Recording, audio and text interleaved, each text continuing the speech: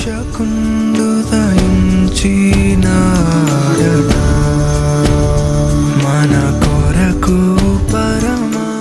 ఆయన ఆశ్చర్యకరుడు. ఎలా ఆయన ఆశ్చర్యకరుడు అని మనం చూస్తే కనుక మరి దేవుడు ఆశ్చర్యకరుడు. దేవుడు మరి అద్భుతాలు చేసేటువంటి వాడు. ఈ లోకాన్ని, లోకంలో ఉన్నటువంటి సమస్తాన్ని కూడా ఆయన చిత్తానుసారంగా మరి ఆయన మహత్తు గల మాట చేత దేవుడు కలుగు చేశాడు. ప్రియమైన వాళ్ళరా, మరి ఆదికాండం 1వ అధ్యాయంలో మనం చూసినట్లయితే కనుక అన్నీ కూడా ఆయన నోటి మాట చేత ఆయన నిర్మించాడు. ఆయన నోటి మాట చేత ఈ భూ ప్రపంచాలు కలిగే. ప్రియమైన దేవుని బిడ్డలారా, కనుక మనం ఈరోజు నివసిస్తున్నటువంటి భూమి, అలాగనే మనం భుజిస్తున్నటువంటి ఆహార పదార్థాలు, అలాగే మనం భుజిస్తున్నటువంటి ఆ యొక్క విత్తనములు ఇచ్చేటువంటి చెట్లు, మళ్ళీ ఫలాలు, ఇవన్నీ మనం చూసినట్లయితే కనుక దేవుని యొక్క ఆశ్చర్యమైనటువంటి ఆ యొక్క కార్యాలను మనకు తెలియచేస్తూ ఉన్నాయి. అలాగే మనం బయటకు వెళ్ళి మరి ఆ సాయం సంధ్య సమయంలో, ఆ రాత్రి సమయాల్లో మనం చూస్తూ ఉంటాం. ఆకాశం వైపు చూసినట్లయితే కనుక ఆకాశం మీద ఉన్నటువంటి నక్షత్రాలు, అలాగని ఆ యొక్క సూర్యుడు, చంద్రుడు, ఈ భూమిని ఏలడానికి ఏర్పాటు చేసినటువంటి ఈ యొక్క సమస్తాన్ని మనం చూసినప్పుడు దేవుని యొక్క ఆశ్చర్యమైనటువంటి కార్యాలను మనం చూస్తూ ఉంటాం. కీర్తనకారుడు 19వ కీర్తనలో అక్కడ రాస్తాడు, ప్రియమైన వాళ్ళరా, ఆయన యొక్క మరి క్రియలను చూసి ఆశ్చర్యకరంగా ఉంటుందని చెప్పేసి అక్కడ తెలియచేస్తాడు. అంతరిక్షాలు దేవుని మహిమను తెలియజేస్తూ ఉన్నాయి. ఆకాశములు దేవుని యొక్క మహిమను వివరిస్తూ ఉన్నాయి. ఇలాగ మనం చూసినట్లయితే ప్రపంచం అంతా కూడా మరి ఈ లోకంలో ఉన్నటువంటి సమస్తం కూడా దేవుని యొక్క ఆశ్చర్యమైనటువంటి కార్యాలను తెలియచేస్తున్నాయి. ప్రియమైన వాళ్ళరా, అదే సమయంలో మరి ఆయన పోలికలో పుట్టినటువంటి, మరి ఆయన స్వరూపంలో పుట్టినటువంటి మనం కూడా ఆయన ఆశ్చర్యకరుడు అని మనం మరి గుర్తించాలి అని ఆయన ఈ లోకానికి ఏతించినట్టుగా మనం చూస్తూ ఉన్నాం. కృష్ణందు ప్రియమైన వాళ్ళరా, ఆయన ఆశ్చర్యకరుడు అని చెప్పడానికి ఇంకా అనేకమైనటువంటి అద్భుతాలు మనం చూస్తూ ఉంటాం. దేవాతి దేవుడు తన ప్రజలను మరి ఆ వాగ్దాన దేశాన్ని నడిపించడానికి, కనాన్ దేశాన్ని నడిపించడానికి అక్కడి నుంచి ఈజిప్ట్ దేశం నుంచి మరి 40 సంవత్సరాలు ప్రభువు వారిని నడిపించాడు. అందులో మనం చూసినట్లయితే అద్భుతమైన, ఆశ్చర్యమైన ఎన్నో కార్యాలు చేశాడు. ప్రియమైన వాళ్ళరా, ఎర్ర సముద్రాన్ని 2 పాయలు చేశాడు. ఆరిన నేల మీద తన ప్రజలు నడిపించాడు. తరుముకుంటూ వస్తున్నటువంటి ఈజిప్టీలందరినీ కూడా, సైన్యాన్ని ఆయన నేలమట్టం చేశాడు. ప్రియమైన వాళ్ళరా, అలాగనే రాత్రి ఆయన అగ్నిస్తంభముగాను, పగలు మేఘస్తంభముగా వారికి తోడై ఉండి తన ప్రజలను నడిపించిన దేవుడిగా మనం చూస్తూ ఉన్నాం. ఆ ప్రజలు ఎక్కడికైతే వెళ్తున్నారో అక్కడ ఉన్నటువంటి రాజు అయినటువంటి వారు, దేశాలు కూడా గజగజ వణికిపోయినట్టుగా మనం చూస్తూ ఉంటాం. ఇవన్నీ కూడా దేవుని యొక్క ఆ యొక్క మహిమను, దేవుని యొక్క ఆశ్చర్యమైనటువంటి కార్యాలని జ్ఞాపకం చేసినట్టుగా మనం చూస్తూ ఉంటాం. అలాగనే ప్రియమైన వాళ్ళ క్రీస్తు ప్రభు వారు కూడా ఆశ్చర్యకరుడు. కనుక దేవుడు ఎలాగో అద్భుతాలు చేశాడో, తండ్రి అయినటువంటి దేవుడు ఎలాగో ఆశ్చర్యమైన కార్యాలు చేశాడో, క్రీస్తు ప్రభువులో కూడా అదే ఆశ్చర్యమైనటువంటి కార్యాలు జరిగించబోతూ ఉన్నాడు. క్రీస్తు ప్రభువును గురించి ఇక్కడ తెలియజేస్తున్నాడు. ఏలే అనగా మనకు శిశువు పుట్టెను, మనకు కుమారుడు అనుగ్రహించబడను, ఆయన భుజం మీద రాజ్యభారం ఉండును. ఈ రోజున ఆయన భుజం మీద రాజ్యభారం ఉంది. ఏంటి రాజ్యభారం అంటే అందరినీ కూడా మారు మనసు కలిగేటట్టుగా, అందరినీ లోకంలో ఉన్నటువంటి ప్రజలందరినీ కూడా తిరిగి రక్షించడానికి, కనుక ఆ యొక్క పాపములో నశించిపోతున్నటువంటి మానవాల్ని తిరిగి రక్షించి తన యొక్క రాజ్యాన్ని తీసుకుని వెళ్ళడానికి రాజ్యభారంతో ఆయన ఈ లోకానికి వస్తున్నాడు. అయితే రాజ్యభారంతో వస్తున్నటువంటి దేవుడు ఇక్కడ మనం చూసినట్లయితే కనుక ఆయన యొక్క జన్మము ఒక వింతగా మనం చూస్తున్నాం.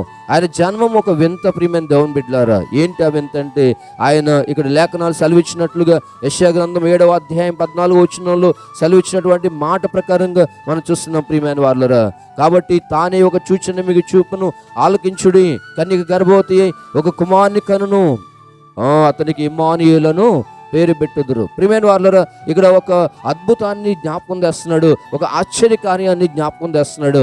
అదేంటంటే, చరిత్రలో మీరు కని విని ఎరుగని రీతిలో ఒక పురుషుని సహాయం లేకుండా, ఎలాంటి మరి కృత్రిమైనటువంటి గర్భము అనేటువంటిది లేకుండా, ప్రియమైన దేవుని బిడ్డలారా, ఒక స్త్రీ మరి పరిశుద్ధ ఆత్మ చేత ఒక బిడ్డను కనబోతా ఉంది. ఇది చరిత్రలోనే ఎప్పుడు జరగనటువంటి ఆశ్చర్యమైన కార్యం. ప్రియమైన దేవుని బిడ్డలారా, కనుక ఒక పురుషుని సహాయం లేకుండా, లేకపోతే పురుషుని యొక్క మరి ఆ కణాలు అనేటువంటివి లేకుండా ఒక స్త్రీ గర్భం ధరించడం అనేటువంటిది సాధ్యం కానటువంటి ఆ పరిస్థితి. ప్రియమైన దేవుని బిడ్డలారా, ఈరోజు ఒకవేళ భార్య భర్తలు ఏదైనా లోపాలు ఉంటే, భార్య భర్త అవసరం లేకుండానే భార్య గర్భం వచ్చేటువంటి ప్రక్రియ ఈరోజు ఆ యొక్క టెక్నాలజీ పెరిగిపోయిన ప్రియమైన వాళ్ళరా. కాబట్టి ఎలాగునైనా పిల్లలను పుట్టించగలిగినటువంటి సామర్థ్యత ఈ యొక్క ప్రపంచానికి లేకపోతే డాక్టర్లకు దేవుడు అనుగ్రహించాడండి. కనుక సంతానం లేమైనటువంటిది ప్రపంచంలో ఎక్కడ కూడా లేకుండా ఉండాలని ఇప్పుడు చాలా చాలా పెద్ద పెద్ద ఆసుపత్రులు ఏర్పాటు చేశారు. ఎక్కడ కూడా బిడ్డలు లేని వాళ్ళు ఎక్కడ ఉండడానికి వీలు లేదు అనేటువంటి ఆలోచన. కానీ కృత్రిమైనటువంటి గర్భధారణ ఆటోమేటిక్గా వచ్చేస్తుంది. కనుక స్త్రీ యొక్క గర్భము సరిగా ఉంటే చాలు, ఒక బిడ్డను జన్మనివ్వడానికి ఆటోమేటిక్గా డబ్బులు ఉంటే చాలు ప్రియమైన దేవుని బిడ్డలారా. కనుక ఈ రోజున ఇలాంటి పరిస్థితులు లోకంలో ఉంటుండగా, అయితే ఇది సాధారణంగా జరిగేటువంటి ప్రక్రియ ఏంటంటే అది కూడా ఒక పురుషుని సహాయంతోనే జరుగుతుంది అనమాట. కాబట్టి లోకంలో ఈ యొక్క బిడ్డ జన్మించాలంటే గనుక పురుషుని యొక్క ఆ కణాలు లేకపోతే పురుషుని యొక్క సహాయం లేకుండా ఒక స్త్రీ గర్భం ధరించడం అసాధ్యం.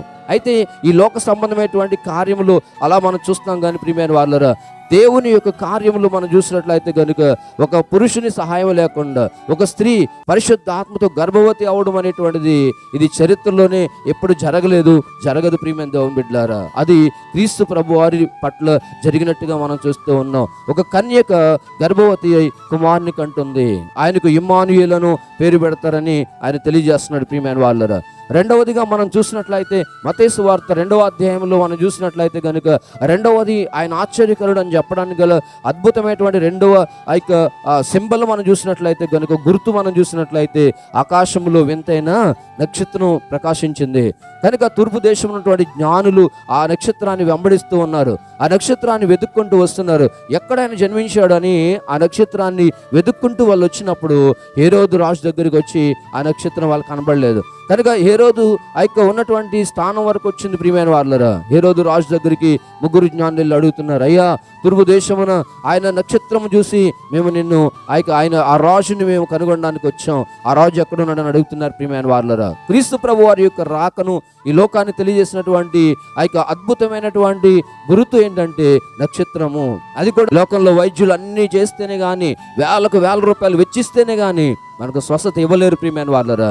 కానీ సర్వశక్తిమంతుడైన దేవుడు నోటి మాట చేత స్వస్థత ఇవ్వగలడు. నువ్వు విశ్వసించినట్లయితే, నువ్వు నమ్మినట్లయితే, ఈ రోజున విశ్వాసంతో నువ్వు దేవుని యొద్దకు వచ్చినట్లయితే నీకున్నటువంటి బలంత ఏదైనా, నీకున్న సమస్య ఏదైనా దేవుడు దాని నుంచి నేను విడిపించగల సమర్థుడు.